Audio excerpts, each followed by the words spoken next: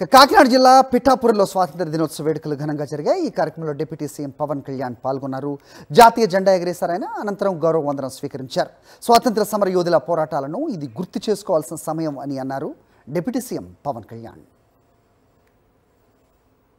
చలనచిత్ర పరిశ్రమలో ప్రవేశించి పవర్ స్టార్ లో రాజకీయ రంగ ప్రవేశం చేసి 2000 సార్వత్రిక ఎన్నికల్లో రాజ్యాంగబద్ధమైన విజయం ఊరు లేని ఎందరో ఫ్రీడమ్ ఫైటర్స్ స్వాతంత్ర సమరయోధులు వారి త్యాగాలని ఇది గుర్తు చేసుకునే సమయం.